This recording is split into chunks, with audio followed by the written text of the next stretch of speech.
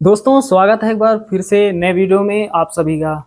तो आज हम लोग सीखेंगे रूट का जोड़ और घटाना। रूट जिसे करड़ी भी कहते हैं। रूट का जोड़ और घटाना कैसे किया जाता है, कैसे करते हैं करड़ी का जोड़ और घटाना।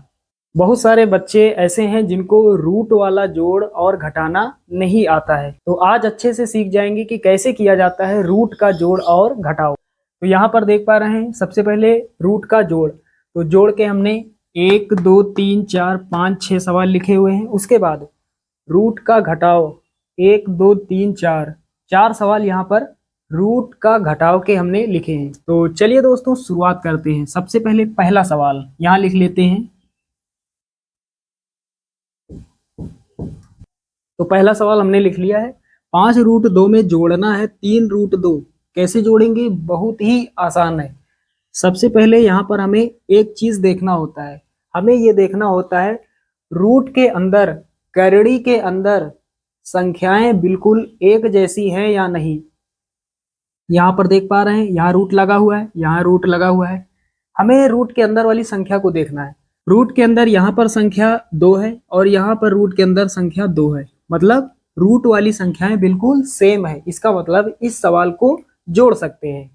तो कैसे जोड़ेंगे? सबसे पहले बाहर वाली संख्याओं को जोड़ लेंगे। तो हमने क्या बताया? सबसे पहले रूट के बाहर वाली संख्या है जिनके ऊपर रूट नहीं लगा हुआ है। तो 5 और 3 इन दोनों संख्याओं के ऊपर रूट नहीं लगा हुआ है, इनको हम जोड़ लेंगे। 5 + 3 कितना होगा? 5 3 8 हो जाएगा। अब क्या करेंगे? अब रूट वाली संख्या को एक बार लिख देंगे। रूट वाली संख्या को एक बार लिख देंगे। यहाँ पर एक बार √2। तो यहाँ पर हमने 8 के बगल में √2 को एक बार लिख दिया। एक बार इसलिए लिखा क्योंकि ये कॉमन है। √2 यहाँ है, √2 यहाँ है, √2 कॉमन है, इसलिए कॉमन वाली चीज को एक बार लिखेंगे।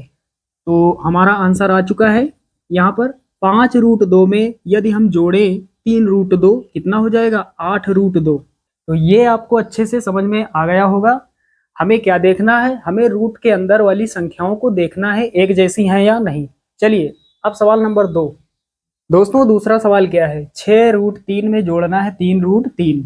यहाँ पर क्या देखना है? रूट के अंदर वाली संख्याओं को।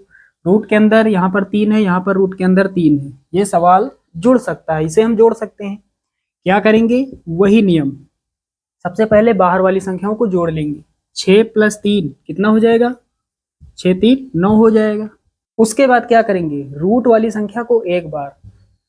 तो यहाँ पर √3 यहाँ है, √3 यहाँ है, इसको एक बार लिखना है। एक बार लिख देते हैं √3 क्योंकि ये कॉमन है। तो 6√3 में यदि हम जोड़ दे 3√3 कितना हो जाएगा? 9√3। ये हमारा आंसर हो जाएगा। चलिए दोस्तों सवाल नंबर 3 इसे हल कर लेते हैं। 2√6 में जोड़ना है यहाँ पर √6। 2√6 में जोड़ना है √6।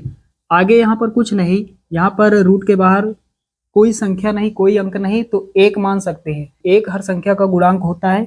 यहाँ पर एक छिपा हुआ है, तो यहाँ पर एक छिपा हुआ है, एक आगे हम लिख सकते हैं। यदि लिखा नहीं है तो एक आगे लिख सकते हैं। चलिए अब जोड़ लेंगे। कैसे जोड़ेंगे? रूट के अंदर संख्याएं सेम है, तो पहले बाहर वाली संख्याओं को जोड़ लेंगे। 2 + 1 3 हो जाएगा। रूट वाली संख्या को एक बार। तो 2√6 में यदि हम 1√6 जोड़ देंगे 3√6 हो जाएगा। ये फाइनल आंसर हो जाएगा। सवाल नंबर 4 इसे कैसे जोड़ना है? बिल्कुल उसी प्रकार। सबसे पहले क्या देखना होता है? रूट के अंदर संख्याएं सेम है या नहीं। रूट के अंदर 11 है, यहाँ रूट के अंदर 11 है। इस सवाल को जोड़ा जा सकता है। यहाँ पर रूट के बाहर कुछ नहीं, एक यहाँ मान सकते हैं, यहाँ पर कुछ नहीं, आगे एक मान सकते हैं। अब क्या करेंगे? आगे वाली संख्याओं को जोड़ देंगे, मतलब जो संख्या रूट के बाहर है। 1 + 1 2 हो जाएगा। उसके बाद रूट वाली संख्या को एक बार यहाँ लिख लेंगे। ये हमारा आंसर हो जाएगा। 1√11 + 1√11 कितना हो जाएगा? 2√11। चलिए अगला सवाल यहाँ पर देख पा रहे हैं। इस बार थोड़ा बड़ा सवाल है लेकिन बहुत ही आसान है। तरीका वही है, नियम वही है। क्या करेंगे?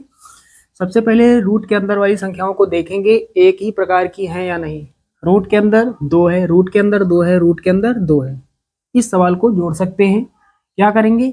बाहर वाली संख्याओं को जोड़ लेंगे। तो यहाँ पर आगे कुछ नहीं, एक यहाँ छिपा हुआ है, एक मान सकते हैं, यहाँ आगे 6 है, यहाँ पर आगे 2 है। तो बाहर वाली संख्याओं को जोड़ लेंगे, 1 + 6 7 हो जाएगा, 7 + 2 कितना हो जाएगा, 9 हो जाएगा। उसके बाद क्या करेंगे, रूट वाली संख्या को एक बार लिख लेंगे, रूट के अंदर 2 है, इसको एक बार लिख लेंगे। तो यहाँ पर 1√2 + 6√2 + 2√2 सबको जोड़ेंगे, कितना होगा, 9√2। ये हमारा फाइनल आंसर हो जाएगा।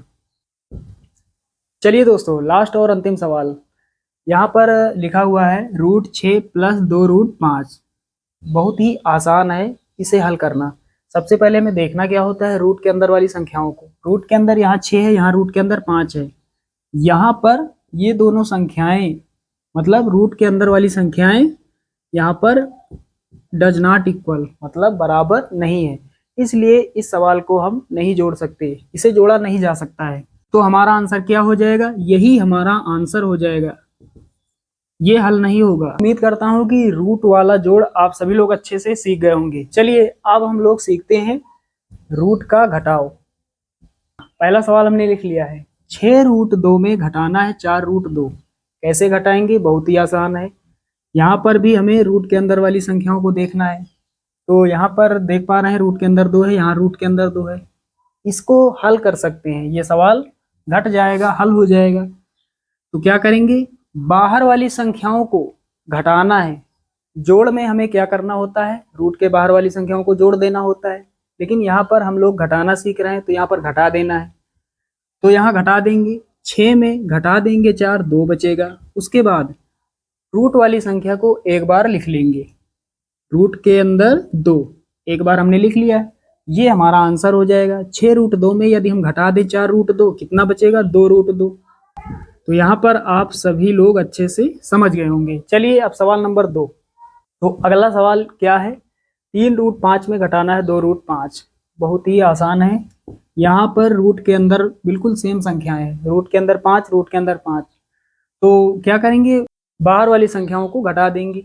3 में घटा देंगे तो 1 बचेगा। उसके बाद रूट के अंदर जो संख्या उसको एक बार लिख लेंगे, रूट के अंदर 5। आगे एक लिखा नहीं जाता है, एक हटा देंगे। तो 3√5 में घटाएंगे 2√5, 1√5 बचेगा। ये हमारा फाइनल आंसर हो जाएगा। चलिए दोस्तों, अगला सवाल हमने लिख लिया है, सवाल नंबर 3। √2 में घटाना है √3। कैसे घटाएंगे, यहाँ पर ये हल होगा या नहीं, तो क्या देखना पड़ेगा, रूट के अंदर संख्या को। यहाँ पर रूट के अंदर 2 है, यहाँ पर रूट के अंदर 3 है। रूट के अंदर जो संख्याएं हैं बिल्कुल अलग अलग प्रकार की हैं, इसलिए ये सवाल हल नहीं होगा।